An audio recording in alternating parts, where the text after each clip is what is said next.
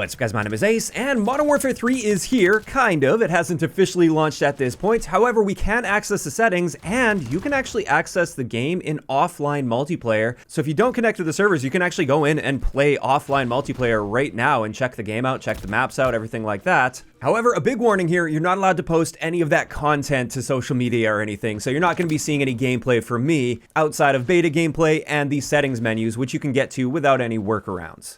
In either case, let's dive right into this video, and we're going to be talking about my best settings on console at least. We are on PS5 for this, so some of your settings may vary a little bit depending on the platform. And also, of course, many of these settings are going to be based on personal preference, and I'll be sure to point that out. Also, it is worth noting, many of these settings are identical to Modern Warfare 2. So you may already have these set up just fine for that game, but there are a few new settings to point out here, and we will talk about those as we go through the video.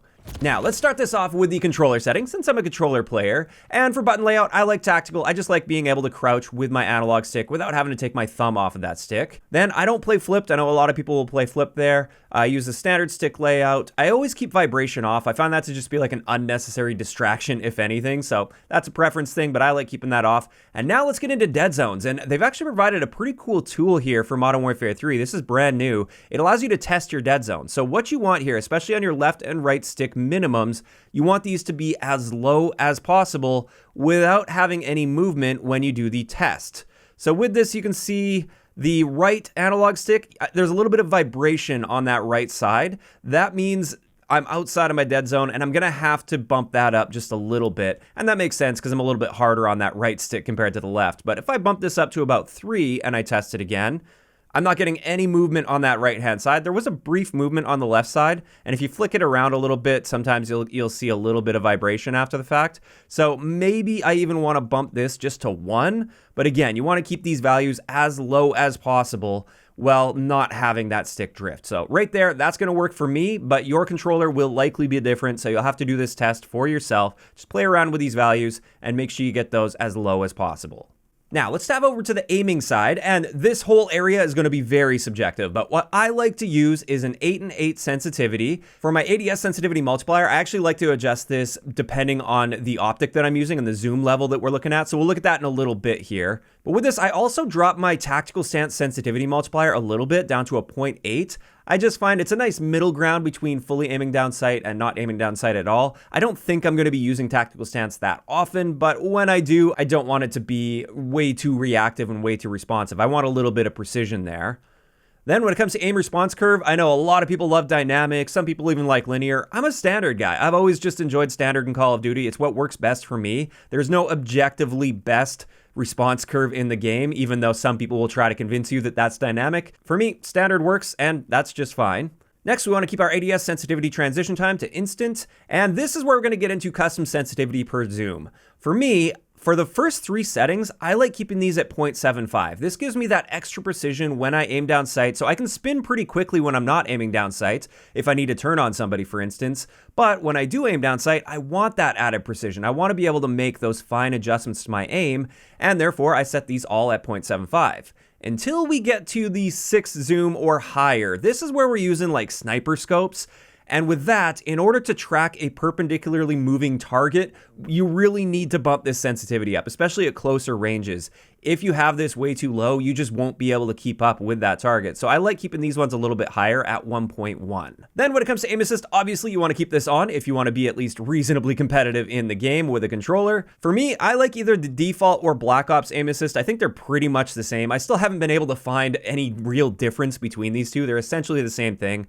I would personally avoid precision or focusing because neither of these give you rotational aim assist, which is the most powerful form of aim assist. Then after that, we have motion sensor aiming, which I haven't looked into at all, to be honest. I don't know what this is going to be. I don't see myself using any motion sensor things, so I just leave that off. Now finally, for the controller settings, let's tab over to gameplay. And with this, I keep auto sprint off. I actually keep most of these just default. I keep the standard tactical sprint behavior. I don't like auto tac sprint, nothing like that. I keep rounded mantle on. I like keeping the airborne automatic mantle to partial rather than on. I don't want that to be on all the time. Some people might want to turn this off entirely, but for me, I like partial. It works well for me. I definitely don't want to have automatic ground mantle, so if you like walk up to something you can mantle over, I don't want the game to be mantling for me. Next, we got a brand new setting for sliding that wasn't available in the beta, and this actually solves that pre-slide delay that was taking place in the beta. With this, by default, it will be tap to slide, and therefore if you hold, you will dive. You can also change it to tap to dive and hold to slide. Or now you can have it so it's slide only or dive only. So if you put slide only, now you can't dive. There's no button for diving. If you put it on dive only, you can dive, but you can't slide.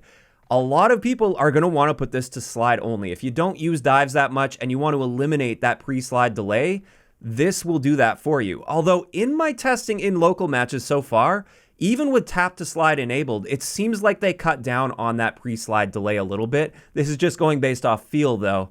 So I don't think it's the worst thing in the world to still use tap to slide, but if you want to make sure, then go with slide only on this. Then when it comes to plunging underwater, I like to keep this as free. I don't like parachute auto deploy. I just turn that off entirely. I want to be able to sprint through doors. We definitely want the slide cancel sprint on. I leave mantle only on when it comes to ledge climb behavior as well. And then all of these should be pretty much standard here. Aside from the tactical stance activation, I think by default, this is ADS and down button, which is really awkward on a controller. I like to set this to ADS plus melee, or I may even end up turning this off. I'm going to see how things go over time. I found myself in the beta not really using tac stance unless I was using a very niche build, like a shotgun build maybe.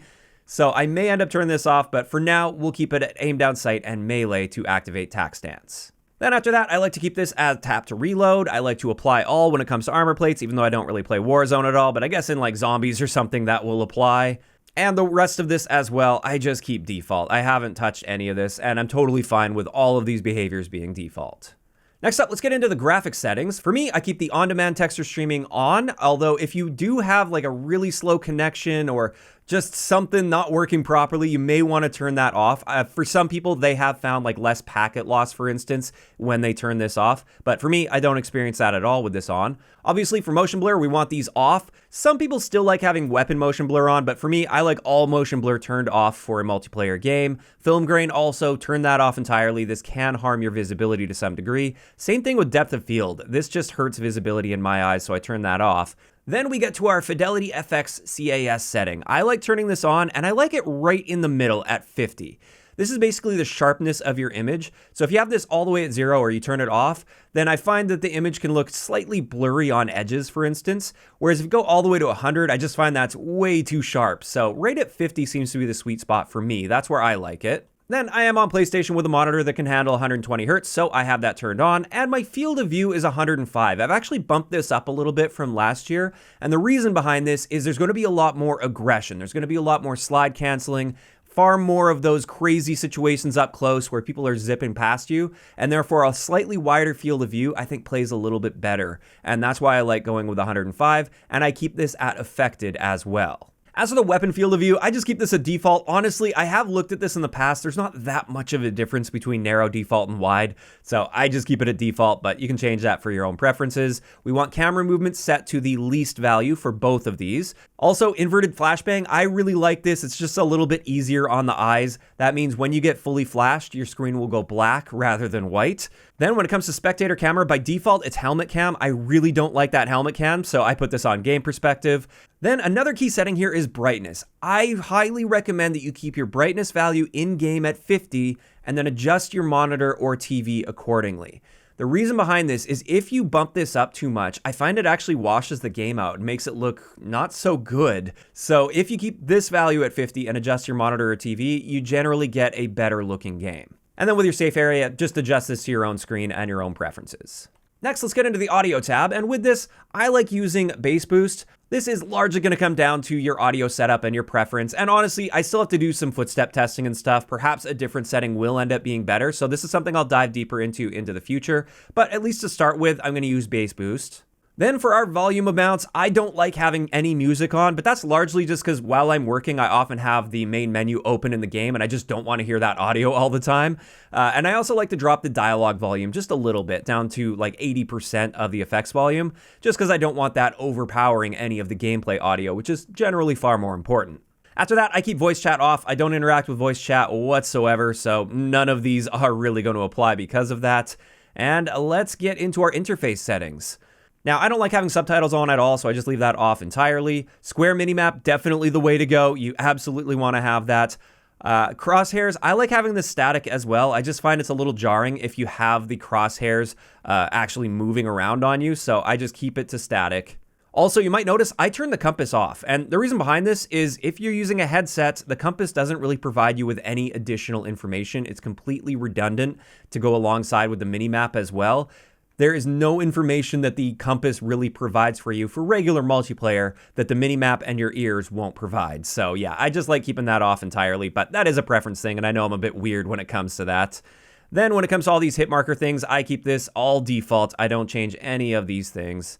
And then let's get into the telemetry settings, which are very important. You definitely want to have server latency and packet loss turned on, just to make sure that it's not your network that's acting up. If you see a strange situation happen or something, it's nice to know that, yeah, you got like a big packet loss spike, or the server latency was just really high. You got a really bad ping in a game, and maybe you get a really, really bad ping. You can see that immediately with this telemetry on, so you can just back out and find a different game with hopefully a better connection. And then when it comes to the rest, I just keep these ones default. And with that, that's pretty much it. I guess when it comes to account and network, crossplay, that's only going to be available on PlayStation as far as I'm aware this year, so that you can turn on or off. One thing I do want to recommend here that I don't think I recommend enough is enabling two-factor authentication. A lot of the times, false positive bans, the reason this happens is because somebody gains access to your Activision account, and then they cheat with your account, and then you get banned for cheating, and you're wondering, how did I just get banned? I've never cheated in my life. That's typically what happens, is somebody gains access to your account and cheats with it. If you enable two-factor authentication, you will significantly reduce the risk of this happening, and that's why I highly encourage you to turn that on. And with that, that's pretty much it. That's going to wrap it up for today's video on all of the best settings that I've found so far with Modern Warfare 3. Like I said, most of these are going to be identical to Modern Warfare 2, but there were a few key ones in there. And this is where I'm just going to ask from you guys, for those of you that have gained access to the game in local play so far, what are your thoughts on it? What are your thoughts on the changes they made between beta and launch, which I will be covering in much more detail once I'm allowed to actually show things off so I can show you the side-by-side. If you enjoyed the video, a like rating is always appreciated, and don't forget to subscribe for more if you haven't already. I'll talk to you guys next time.